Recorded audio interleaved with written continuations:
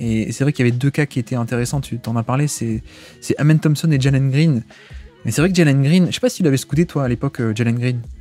En G-League, je l'avais pas scouté. Alors j'avais regardé des matchs, mais pas au point de dire que je l'avais scouté dans le détail. Mais en tout cas, j'en avais fait un article sur le roster. Mais ma relation avec Jalen Green est très compliquée dans le sens où j'aimais pas du tout le prospect. Et puis en fait, j'ai vu des choses sur sa première saison notamment qui me laissaient plutôt optimiste et au final j'avais un peu perdu espoir et donc c'est un peu les montagnes russes on va dire. Mais pour répondre à ta question, je l'avais pas scouté dans le détail. Non, mais le truc c'est qu'avec Jalen Green, déjà ce qu'il faut savoir c'est que c'est un profil, je dirais pas atypique aujourd'hui en NBA, mais on n'est pas sur l'arrière héliocentrique. Tu vois, on est plus sur le vrai poste 2 un peu à l'ancienne qui est là pour scorer et qui a pas non plus un passing de folie, quoi. Je pense pas qu'il faille imaginer qu'un jour Jalen Green ce sera à terme le scénario idéal, genre une sorte de James Harden qui peut avoir ce genre d'emprise sur le jeu en termes de playmaking. Voilà, je pense pas qu'on est assez loin de ça. On est un peu sur le poste 2 à l'ancienne. Vraiment, le côté, bon, je fais quelques passes et je peux avoir un peu de création secondaire, quoi, évidemment. Mais vraiment, tu sais, un peu les rôles d'avant, quoi. Le meneur qui fait les passes et qui organise le jeu. Et puis à côté, l'arrière qui score, quoi. C'est ça, ouais, le shooting guard qui score. Et on est un peu dans ce moule-là qui, mine de rien, dans la NBA actuelle, est de moins en moins fréquent, finalement, parce qu'on a eu beaucoup le développement des playmakers qui peuvent un peu tout faire, scorer et passer. Mais voilà, donc ça, c'est la première chose.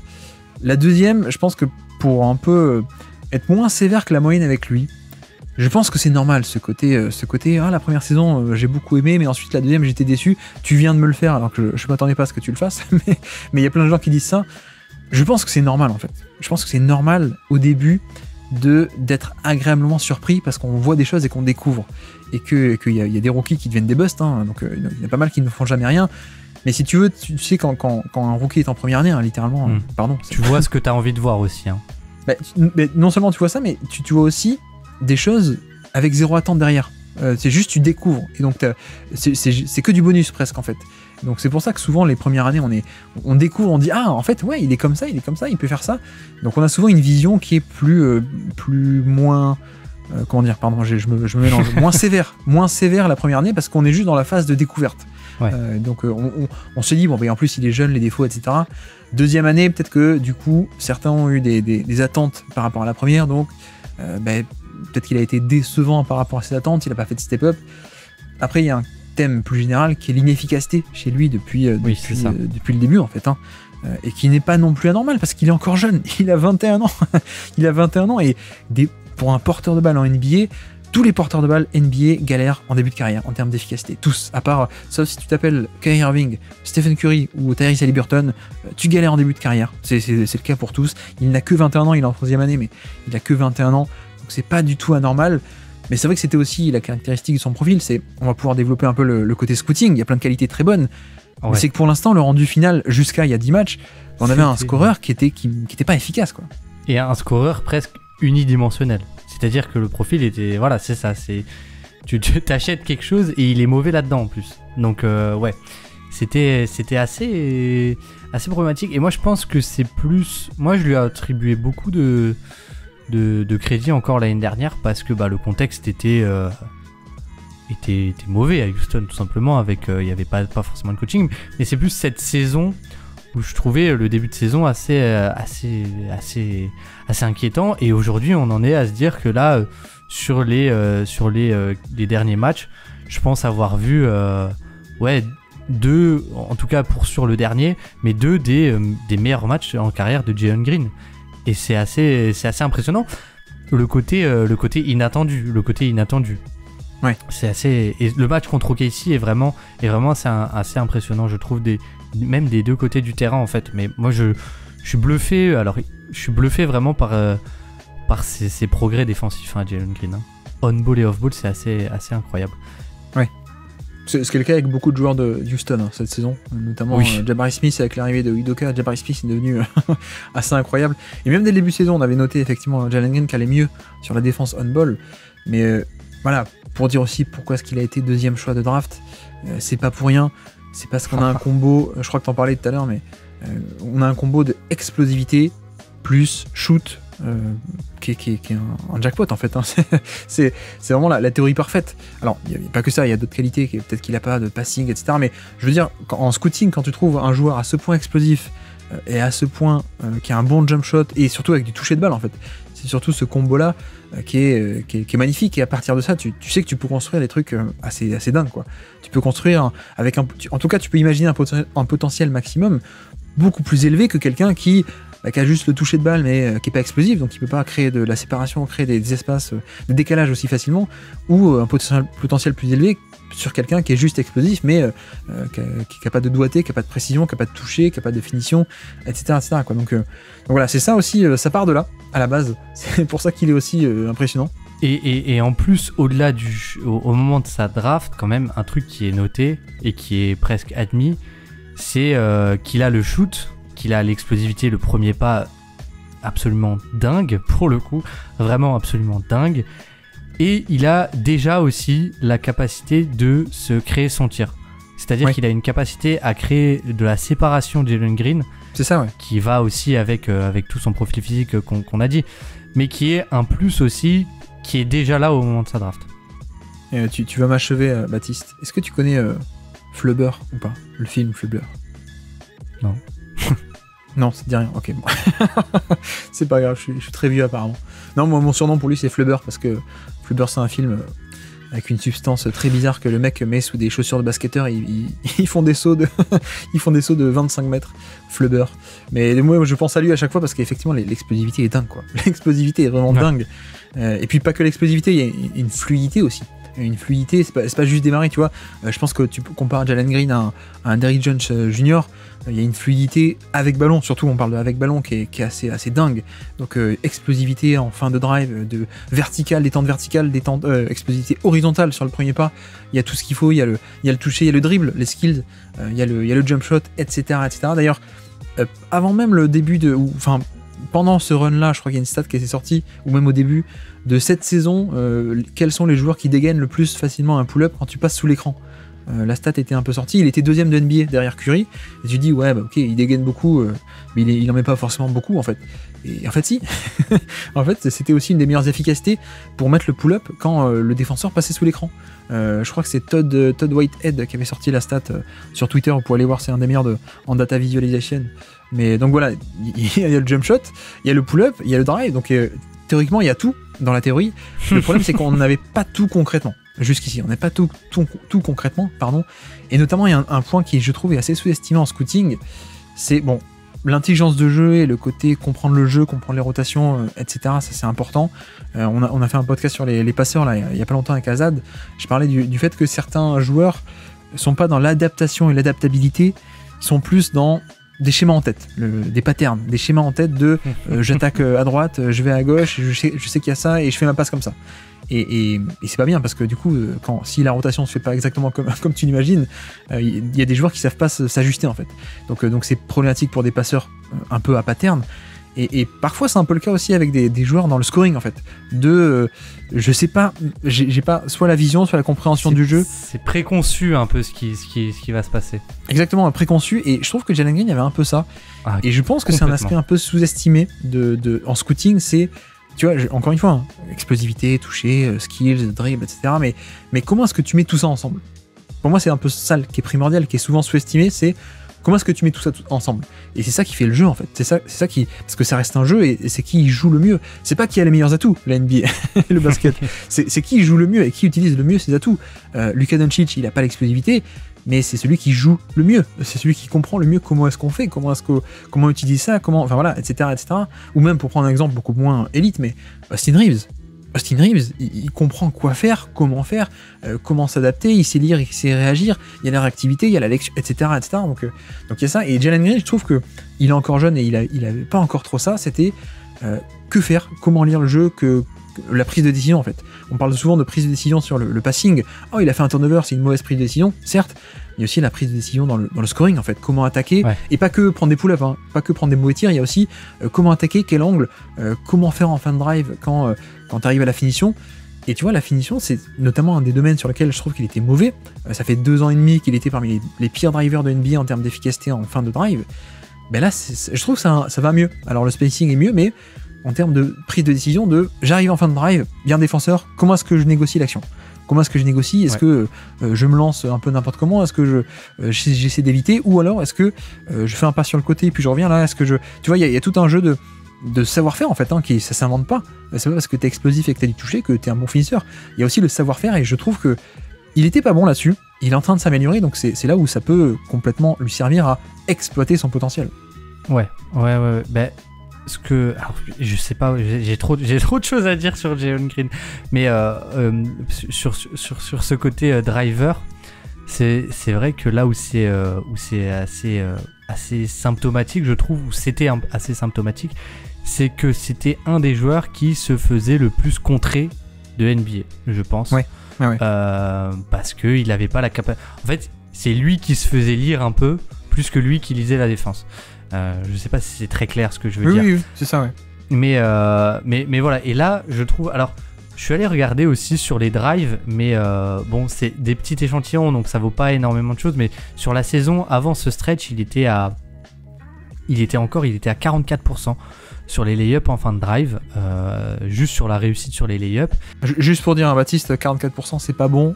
Imaginez l'échelle, les plus mauvais c'est autour des 40 et les meilleurs c'est autour des 60. Donc 44 c'est pas bon. Voilà. Juste, je dis ça pour les gens qui n'ont pas l'échelle en tête. Et tout à fait. Et sur le même volume là, depuis ces 13 derniers matchs ou 14 derniers matchs, il est à 53% de réussite sur les lay-ups en fin de drive.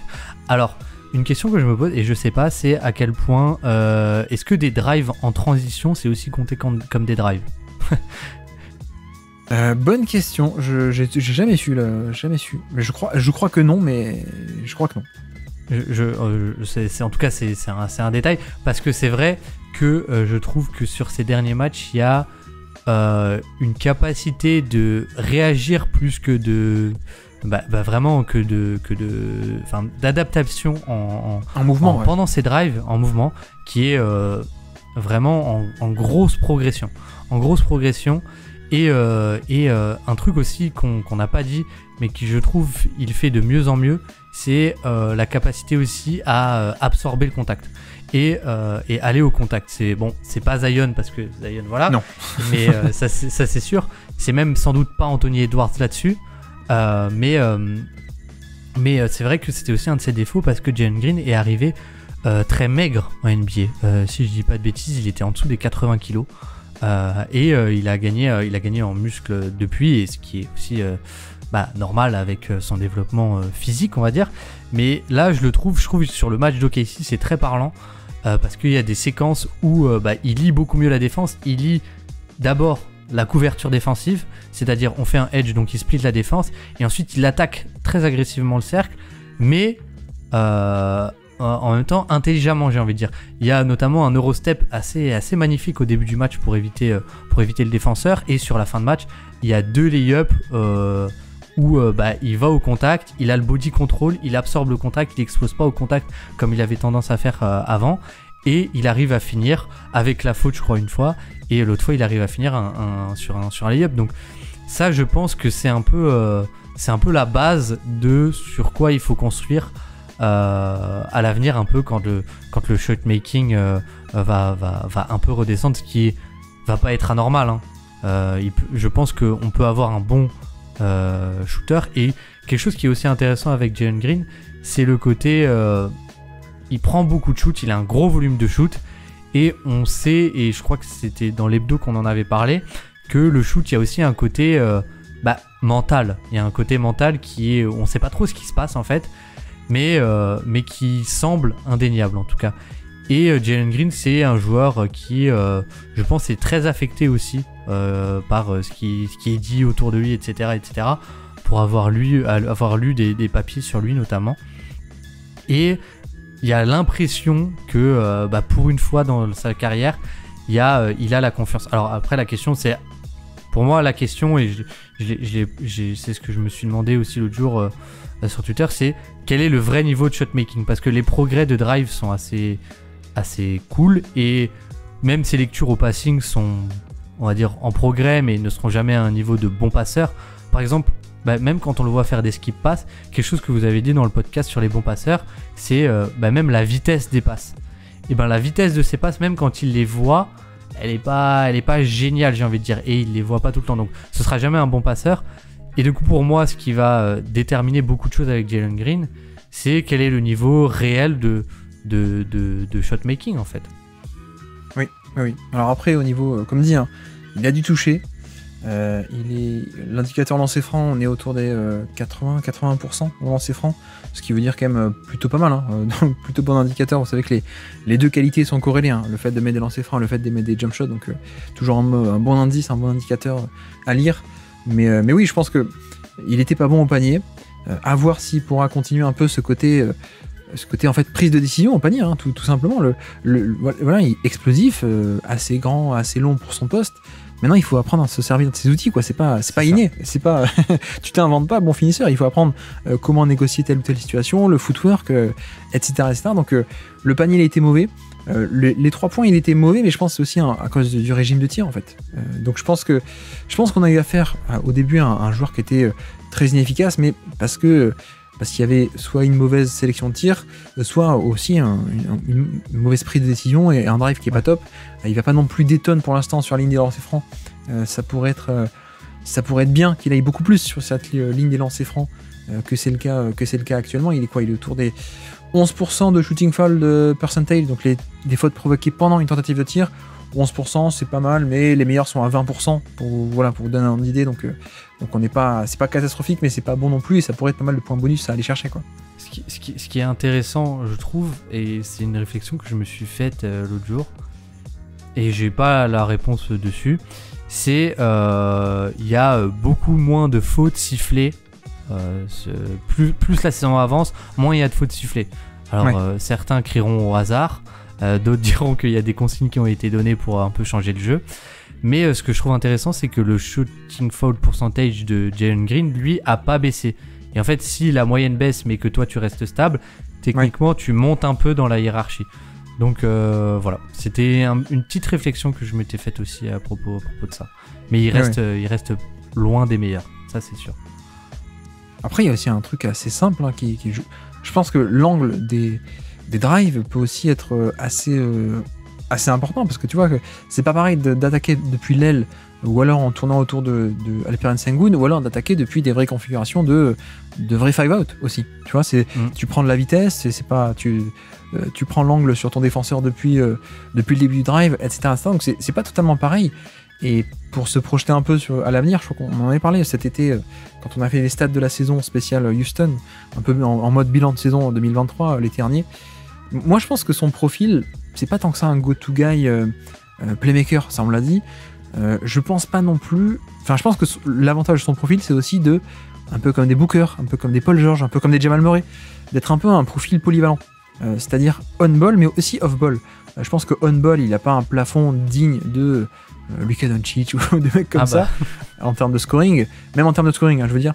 Mais il a pas ce genre de côté implacable, de malgré tout scoring ultra haut niveau on-ball, mais par contre, il peut être très bon on-ball et aussi off-ball, en fait. C'est ça qui peut être intéressant. Donc, c'est là aussi où l'association pour moi avec Sengun peut être intéressante. C'est parce qu'avec les dribble and off, tu peux potentiellement avoir un duo un peu Jokic Murray light, ou plus jeune, peut-être, juste pour dire ça. Mais un peu dans ce modèle-là, parce que, à mon avis, ça peut être aussi une piste de développement intéressante d'essayer de garder un peu cet équilibre entre les deux. Notamment parce que tout ce qui est off-ball, c'est des situations un peu différentes, et c'est des points aussi parfois un peu plus faciles. Juste de tourner autour, de prendre un catch and shoot, ou de tourner autour et d'avoir un cut, bah, ça peut aider aussi, quoi. Et c'est aussi pour ça je pense on peut être optimiste sur voilà, oh là là, est-ce que Sengun il est vraiment est-ce qu'ils sont pas meilleurs sur Sengun? Bon, voilà, avec tout ce qu'on a dit, enfin ce que t'as dit au début, pardon, il y a la valeur structurelle, c'est sûr, de pas avoir Sengun qui te permet de faire des choses qui sont plus en adéquation avec ce que Udoka a envie de mettre en place. Mais malgré tout, sur ce stretch, c'est quelque chose qu'il faut pas oublier, c'est que un joueur comme Jock Landale est aussi excellent sur le côté, capable d'être un peu un hub offensif, d'aller jouer des end-off avec Jalen Green ou de jouer le short roll. Et bon, là-dessus, c'est complètement transposable à Sengun. Et on a des séquences, je crois que c'est je regarde pas mal Houston, mais je confonds les matchs. Je crois que c'est contre Chicago où il y a en gros le set, c'est ça finit par un end-off sur un côté faible entre Jock Landale et Jalen Green. Et Jalen Green, avec son explosivité, il refuse l'écran, enfin le end-off entre guillemets. En gros, il feinte de prendre le end-off pour couper ligne de fond. Et là, une fois lancé sans avoir à poser de dribble, avec son explosivité, c'est inarrêtable. En fait, ça crée une séparation directe. Le fait de changer de direction à ce moment-là, et c'est un peu quelque chose aussi qu'on retrouve sur le côté défensif, mais sa flexibilité presque de cheville, sur sa capacité à changer de direction, même en fin de course, et du coup pour refuser le end-off ou pour faire un close-out et repartir tout de suite et pas être pris sur ses appuis, et c'est assez unique et c'est un attribut physique rare. Et là-dessus, oui, voilà, c'est sur des sets comme ça où Jalen Green est un peu utilisé off-ball et avec ses qualités physiques hors du commun, ça peut créer tout de suite des séparations assez énormes, encore plus énormes, j'ai envie de dire, que si lui il est utilisé balle en main. Voilà. Oui. Après, on n'y est pas encore. Non. On n'est pas encore un bon ou un très bon joueur. C'est pas fait, mais ça fait quand même du bien de voir que ça commence, quoi. La dynamique s'enclenche. Parce que c'est vrai que jusqu'à il y a pas longtemps, on était peut-être un peu inquiet de dire mince, il n'y a pas de déclic, donc à suivre, évidemment, on n'y est pas, mais à suivre parce que ça peut être intéressant. Merci d'avoir écouté cet extrait. S'il vous a plu, l'émission complète est disponible en description et on se donne rendez-vous sur le feed principal du Basket Lab pour l'intégralité des podcasts. À bientôt.